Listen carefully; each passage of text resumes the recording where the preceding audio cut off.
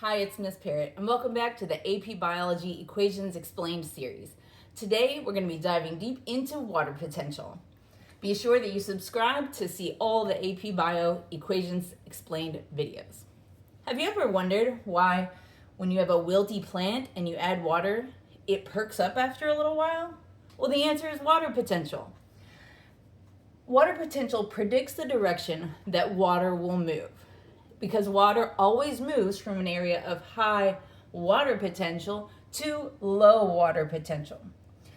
We use the symbol psi to represent water potential. The unit for water potential is megapascals or bars, and it's important to note that pure water at standard conditions always has a water potential of 0. We're going to break down the formulas, we're going to work some examples, and then we're going to make a big tie-in with all the math and biology together.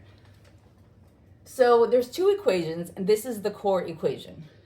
Water potential, total water potential, equals pressure potential, so psi sub P is pressure potential, plus solute potential, psi sub S. These are defined on the formula sheet.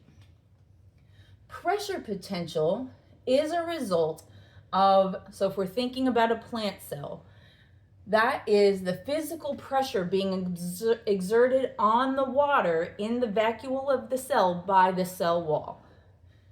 This is usually a positive number in a plant cell, but in an open beaker, it would be 0. And that's even noted here on the formula sheet.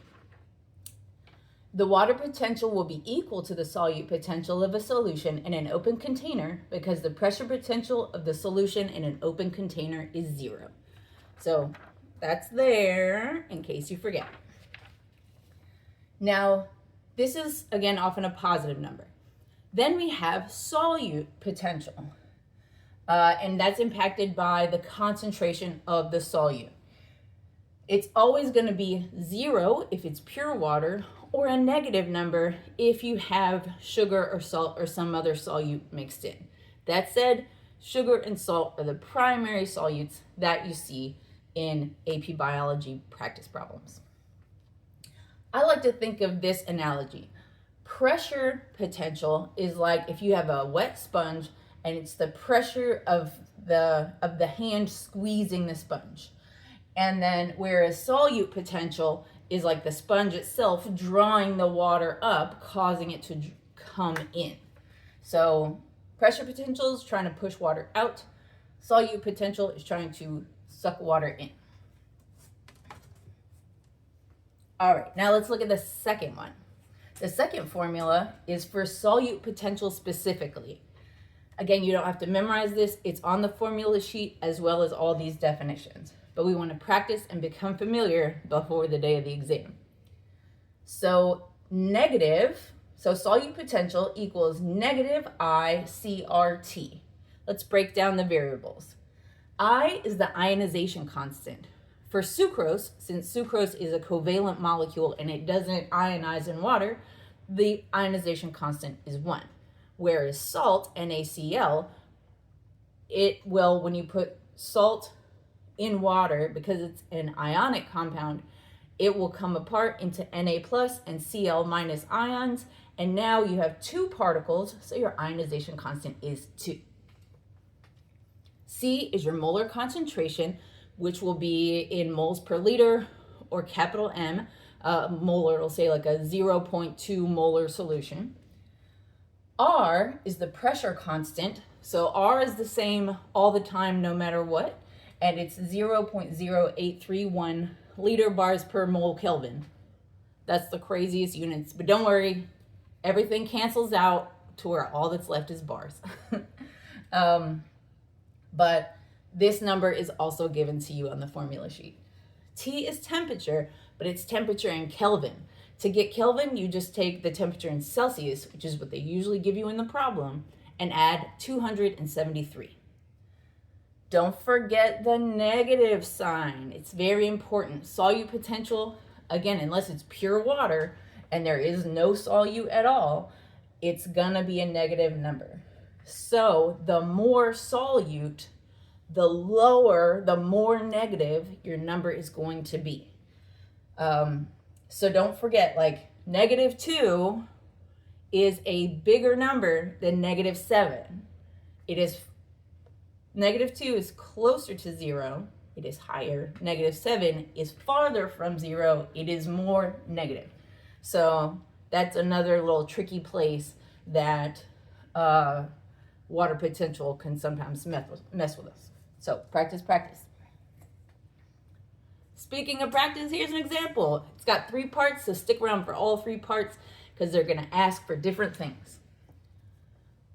A student places a potato core, which is basically like a piece of raw potato, like a french fry that hasn't been cooked yet, potato cores, into a 0.3 molar sucrose solution at 25 degrees C. Calculate the solute potential. So I've gone ahead and given you the solute potential formula. So solute potential equals -I.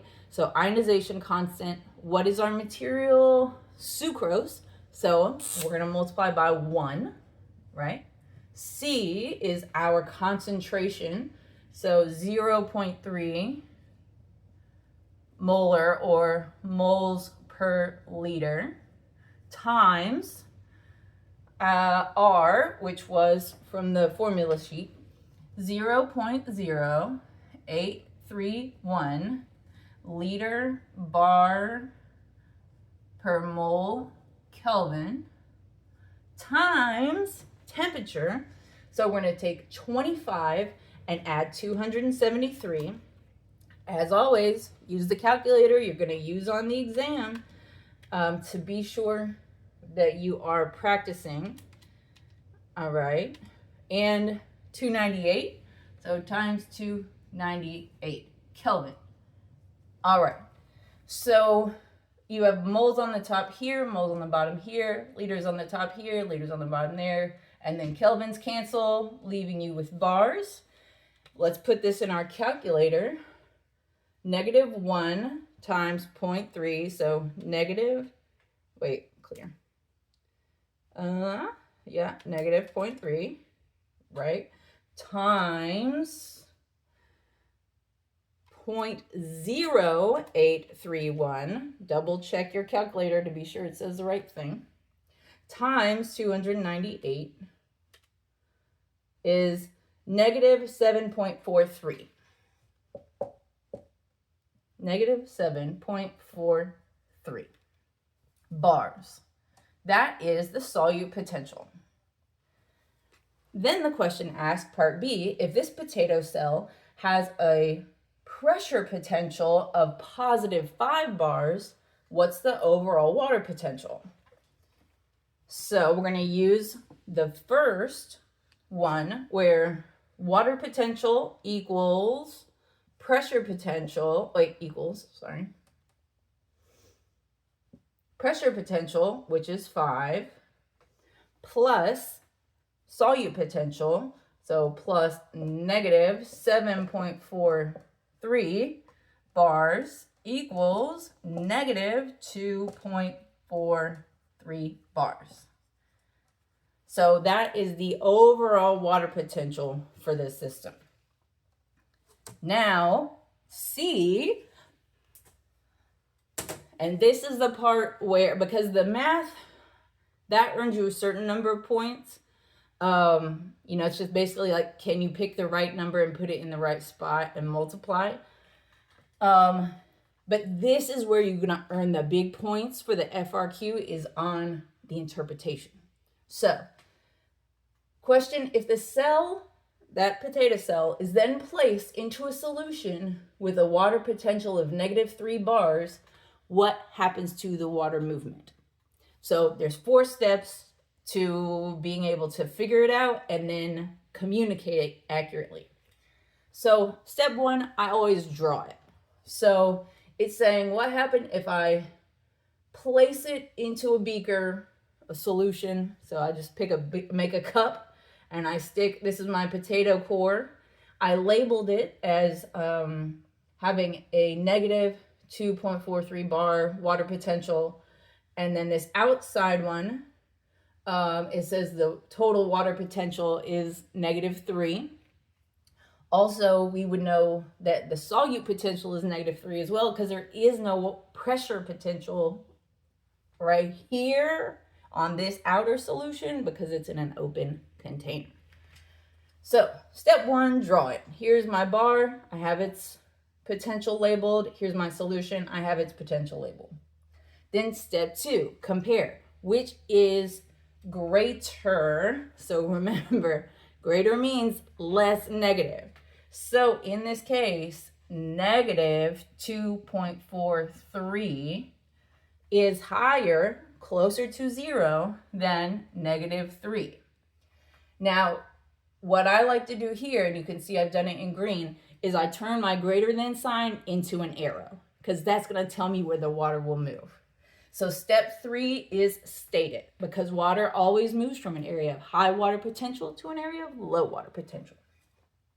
So in this case, water will move from inside the cell to the solution. So water is going to move out, and I will even draw that to show it moving from high to low. Now, what am I going to see visibly? If water moves out of this, it's going to get smaller, right? So in this case, the cell will shrink or get smaller.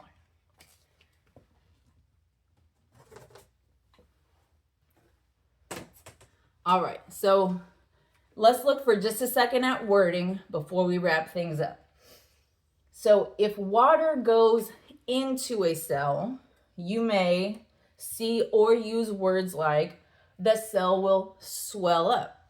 The cell will increase in turgor pressure. That's the pressure being put on the cell wall by the water, right? Turgor pressure will increase. The plant will become turgid or perky, right? It'll stand upright. Or the cell will get bigger. All of these things are synonymous.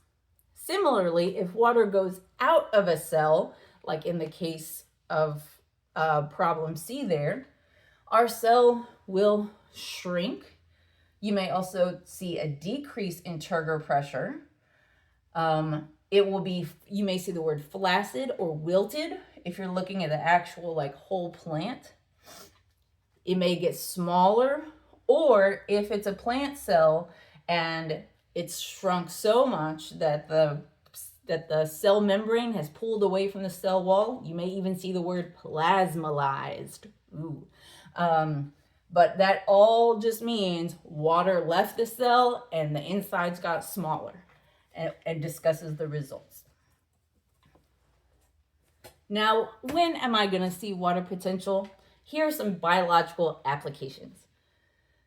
In any description of an osmosis lab, they may have potato cores or carrot sticks I've done and seen.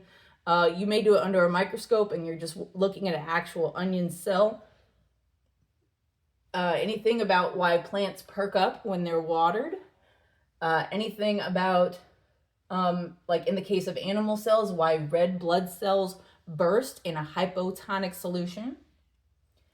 Just remember, when you're talking about water potential, yes, the math is important, but the biology behind it is even more important. So you have to be sure to tie those together. Because water potential could predict life or death for a cell, whether water is moving in and out. And water is always going to move from an area of high water potential to low water potential. An area that's less negative to an area that's more negative. If this video was helpful for you, don't forget to give it a like, click subscribe, leave a comment, a question, or an emoji at the bottom. And if you're a teacher, check out my resources that pair with this video on Teachers Pay Teachers at Know and Grow with Gnomes. Keep learning, keep growing. We'll see you next time.